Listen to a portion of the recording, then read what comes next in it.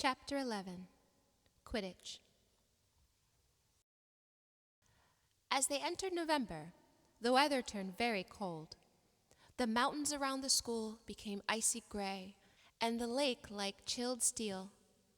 Every morning, the ground was covered in frost. Hagrid could be seen from the upstairs windows defrosting broomsticks on the Quidditch field, bundled up in a long moleskin overcoat, rabbit fur gloves, and enormous beaver skin boots. The Quidditch season had begun. On Saturday, Harry would be playing in his first match after weeks of training. Gryffindor versus Slytherin. If Gryffindor won, they would move up into second place in the house championship. Hardly anyone had seen Harry play before Wood had decided that, as their secret weapon, Harry should be kept well secret. But the news that he was playing Seeker had leaked out somehow, and Harry didn't know which was worse, people telling him he'd be brilliant or people telling him they'd be running around underneath him holding a mattress. It was really lucky that Harry now had Hermione as a friend. He didn't know how he'd have gotten through all his homework without her. What with all the last-minute Quidditch practice Wood was making him do. She had also lent him Quidditch Through the Ages, which turned out to be a very interesting read.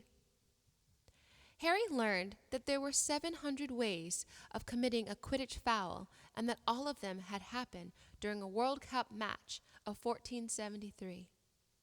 That Seekers were usually the smaller and faster players, and that most serious Quidditch accidents seemed to happen to them. And that although people rarely died playing Quidditch, referees had been known to vanish and turn up months later in the Sahara Desert. Hermione had become a bit more relaxed about breaking rules since Harry and Ron had saved her from the mountain troll, and she was much nicer for it. The day before Harry's first Quidditch match, the three of them were out in the freezing courtyard during break, and she had conjured them up a bright blue fire that could be carried around in a jam jar. They were standing with their backs to it, getting warm, when Snape crossed the yard. Harry noticed at once that Snape was limping. Harry, Ron, and Hermione moved closer together to block the fire from view. They were sure it wouldn't be allowed. Unfortunately, something about their guilty faces caught Snape's eye. He limped over. He hadn't even seen the fire, but he seemed to be looking for a reason to tell them off. "What have you got there, Potter?" It was Quidditch Through the Ages. Harry showed him. "Library books are not to be taken outside the school," said Snape. "Give it to me. 5 points from Gryffindor." "He's just made that rule up," Harry muttered angrily as Snape limped away. "Wonder what's wrong with his leg." "Don't know, but I hope it's really hurting him," said Ron bitterly. The Gryffindor common room was very noisy that evening. Harry, Ron, and Hermione sat together next to a window. Hermione was checking Harry and Ron's charms homework for them. She would never let them copy. How would you learn? But by asking her to read it through, they got the right answers anyway. Harry felt restless. He wanted Quidditch Through the Ages back, to take his mind off his nerves about tomorrow. Why should he be afraid of Snape? Getting up, he told Ron and Hermione he was going to ask Snape if he could have it. "Better you than me," they said together. But Harry had an idea that Snape wouldn't refuse it if there were other teachers listening. He made his way down to the staff room and knocked. There was no answer. He knocked again. Nothing. Perhaps Snape left the book in there. It was worth a try. He pushed the door ajar and peered inside, and a horrible scene met his eyes. Snape and Filch were inside, alone. Snape was holding his robes above his knees. One of his legs was bloody and mangled. Filch was handing Snape a bandage. "Blasted thing," Snape was saying. "How are you supposed to keep your eyes on all 3 heads at once?" Harry tried to shut the door quietly, but Potter! Snape's face was twisted with fury as he dropped his robes quickly to hide his leg. Harry gulped.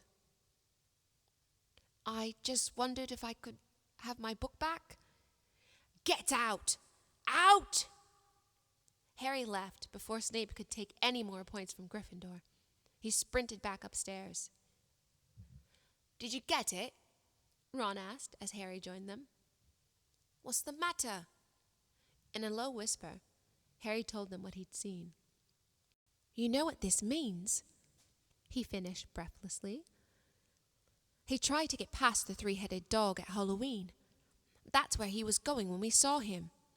He's after whatever it's guarding. And I'd bet my broomstick he let that troll in to make a diversion.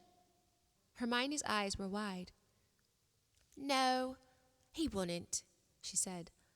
I know he's not very nice, but he wouldn't try and steal something Dumbledore was keeping safe. Honestly, Hermione, you think all teachers are saints or something? Snapped Ron. I'm with Harry. I wouldn't put anything past Snape. But what's he after? What's that dog guarding?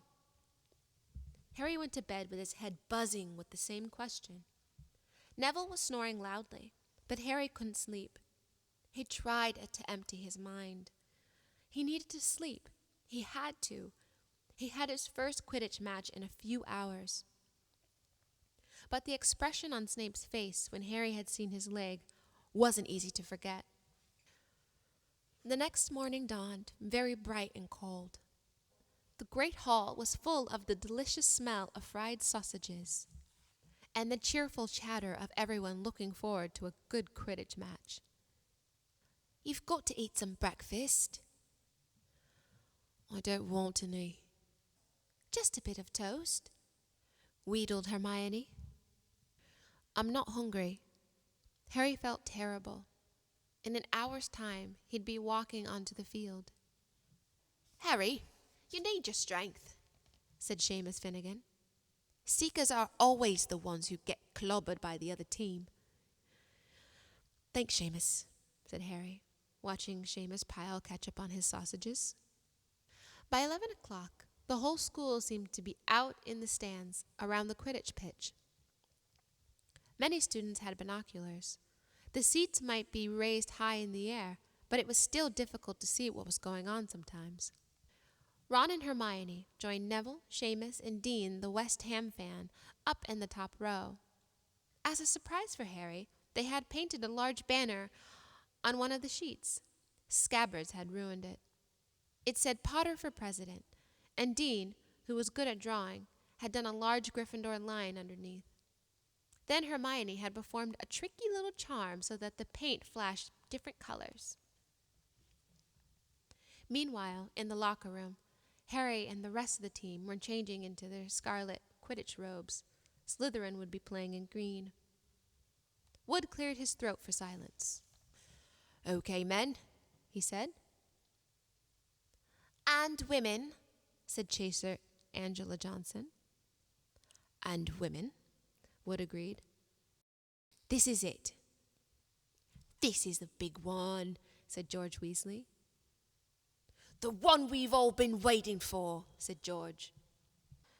We know Oliver's speech by heart, Fred told Harry. We were on the team last year. Shut up, you two, said Wood. This is the best team Gryffindor's had in years. We're going to win. I know it. He glared at them all, as if to say, or else. Right, it's time. Good luck, all of you. Harry followed Fred and George out of the locker room and, hoping his knees weren't going to give away, walked onto the field to loud cheers. Madame Hooch was refereeing. She stood in the middle of the field waiting for the two teams, her broom in her hand. Now, I want a nice fair game, all of you, she said, once they were all gathered around her. Harry noticed that she seemed to be speaking particularly to the Slytherin captain, Marcus Flint, a sixth year. Harry thought Flint looked as if he had some troll blood in him. Out of the corner of his eye, he saw the flittering banner high above, flashing Potter for president over the crowd. His heart skipped. He felt braver. Mount your brooms, please. Harry clambered onto his Nimbus 2000. Madam Hooch gave a loud blast on her silver whistle. 15 brooms rose up, high, high into the air. They were off. And the quaffle is taken immediately by Angela Johnson of Gryffindor. What an exciting chaser that girl is, and rather attractive, too. Jordan! Sorry, Professor. The Weasley twins' friend, Lee Jordan, was doing the commentary for the match, closely watched by Professor McGonagall. And she's really belting along up there. A neat pass to Alicia Spinnet, a good find of Oliver Woods. Last year only a reserve. Back to Johnson, then. No, the Slytherins have taken the quaffle. Slytherin captain Marcus Flint gains the quaffle, and off he goes. Flint flying like an eagle up there. He's going to score. No, stopped by an excellent move by Gryffindor keeper Wood, and the Gryffindors take the quaffle. That's chaser Katie Bell of Gryffindor there. Nice dive around Flint. Off up the field and... Ouch! That must have hurt. Hit in the back of the head by a bludger. Quaffle taken by Slytherins. That's Adrian Pusey speeding off towards the goal post. But he's blocked by a second bludger, sent his way by Fred or George Weasley. Can't tell which. Nice play by Gryffindor Beta anyway. And Johnson back in possession of the quaffle. A clear field ahead, and off she goes. She's really flying. Dodges a speeding bludger. The goalposts are ahead. Come on, Angela. Keeper Bletchley dives, misses. Gryffindor score! Gryffindor cheers filled the cold air with howls and moans from the Slytherins. Budge up there. Move along. Hagrid! Ron and Hermione squeezed together to give Hagrid enough space to join them. Been watching from me hut, said Hagrid, patting a large pair of binoculars around his neck. But it isn't the same as being in the crowd. No sign of the snitch yet, eh? No, said Ron. Harry hasn't had much to do yet. Gotta keep out of trouble, though. That's something, said Hagrid, raising his binoculars and peering skyward at the speck that was Harry. Way up above them, Harry was gliding over the game, squinting about for some sign of the snitch. This was part of his and Wood's game plan. Keep out of the way until you catch sight of the snitch, Wood had said. We don't want you attacked before you have to be. When Angela had scored, Harry had done a couple of loop-the-loops to let off his feelings. Now he was back at staring around for the snitch. Once he caught sight of a flash of gold, but it was just a reflection from one of the Weasleys' wristwatches, and once a bludger decided to come pelting his way, more like a cannonball than anything. But Harry dodged it, and Fred Weasley came chasing after it. All right there, Harry, he had time to yell as he beat the bludger furiously towards Marcus Flint. Slytherin in possession, Lee Jordan was saying. Chaser, Pusey ducks 2 bludgers, 2 Weasleys and Chaser Bell, and speeds towards the... Wait a minute. Was that the snitch? A murmur ran through the crowd as Adrian Pusey dropped the quaffle, too busy looking over his shoulder at the flash of gold that had passed his left ear. Harry saw it. In a great rush of excitement, he dived downward after the gold streak. Slytherin seeker Terence Higgs had seen it too. Neck and neck, they hurtled towards the snitch. All the chasers seemed to have forgotten what they were supposed to be doing as they hung in midair to watch. Harry was faster than Higgs. He could see the little round ball, wings fluttering, darting up ahead. He put on an extra spurt of speed. Wham! A roar of rage echoed from the Gryffindors below. Marcus Flint had blocked Harry on purpose, and Harry's broom spun off course, Harry holding on for dear life. Foul! Screamed the Gryffindors. Madam Hooch spoke angrily at Flint, and then ordered a free shot at the goal post for Gryffindor. But in all the confusion, of course, the golden snitch had disappeared from sight again. Down in the stands, Dean Thomas was yelling, "Send him off, ref! Red card!" "What are you talking about, Dean?" said Ron. "Red card," said Dean furiously. "In soccer, you get shown the red card and you're out of the game." "But this isn't soccer, Dean," Ron reminded him. Hagrid, however, was on Dean's side. "They ought to change the rules. Flint could have knocked Harry out of the air." Lee Jordan was finding it difficult not to take sides. "So, after that obvious and disgusting bit of cheating—" "Jordan," growled Professor McGonagall. "I mean, after that open and revolting foul—" "Jordan, I'm warning you." All right. Flint nearly kills the Gryffindor Seeker, which could happen to anyone, I'm sure. So a penalty for Gryffindor, taken by Spinette, who puts it away, no trouble, and we continue play. Gryffindor in possession." It was as Harry dodged another bludger, which went spinning dangerously past his head, that it happened. His broom gave a sudden frightening lurch.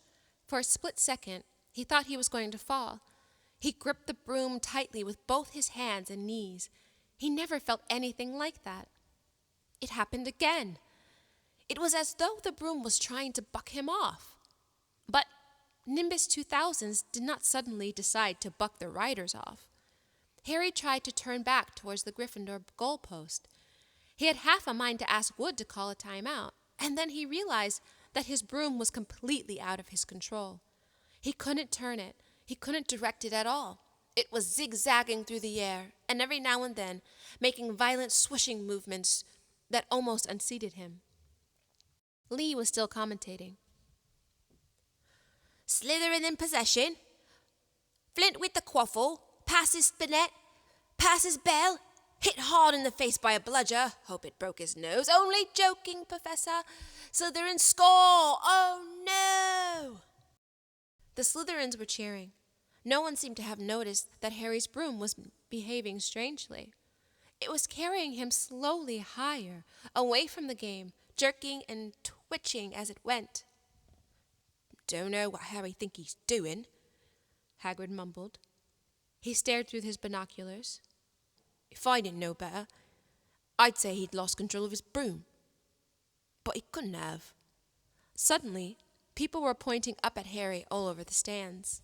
His broom had started to roll over and over, with him only just managing to hold on. Then the whole crowd gasped. Harry's broom had given a wild jerk, and Harry swung off it. He was now dangling from it, holding on with only one hand. "Did something happen to it when Flint blocked him?" Seamus whispered. "Couldn't have," Hagrid said, with his voice shaking. "Get nothing interfere with a broomstick except powerful dark magic. No kid could do that to a Nimbus 2000.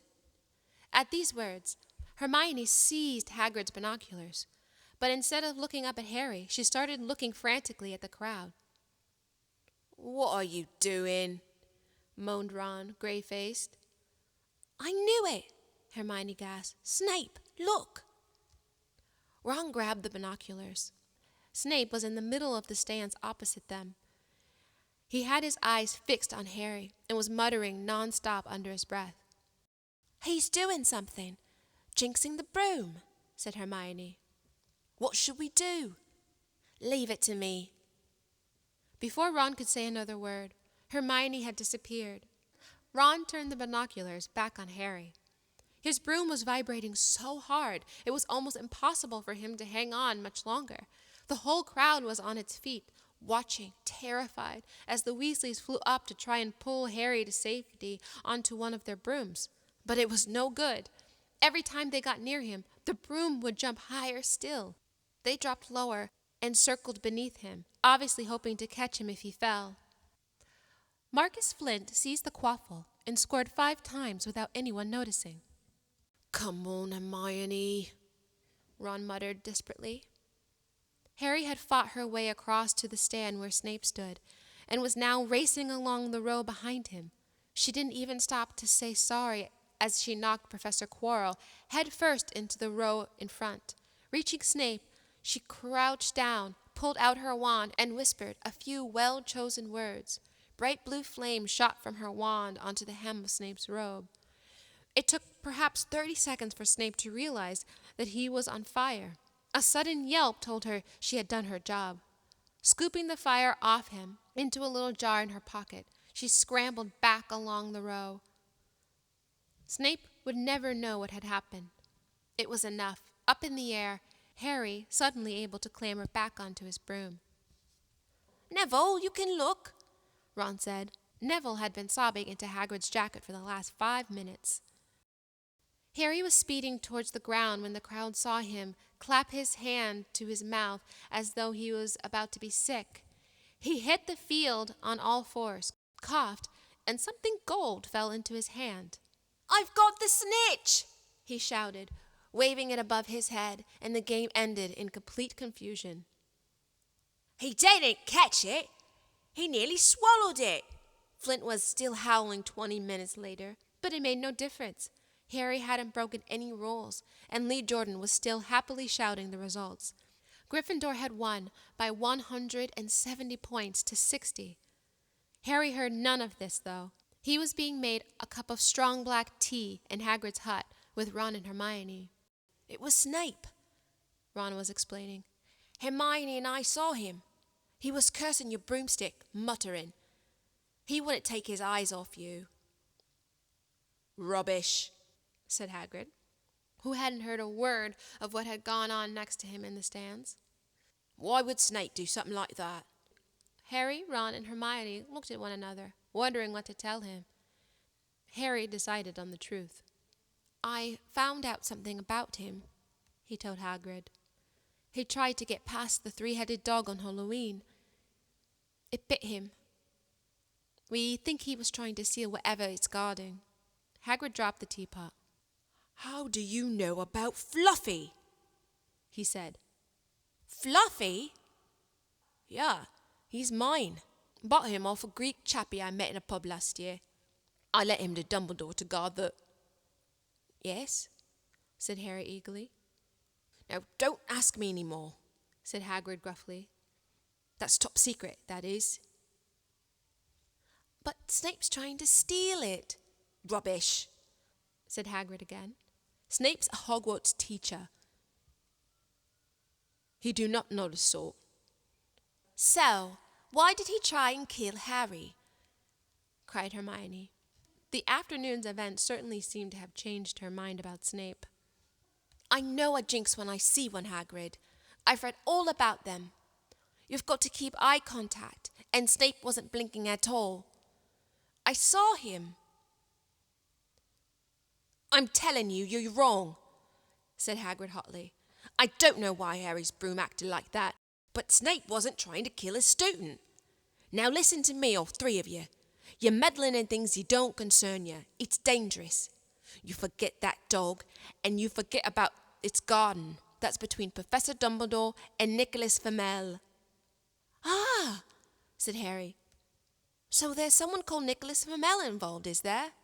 Hagrid looked furious with himself.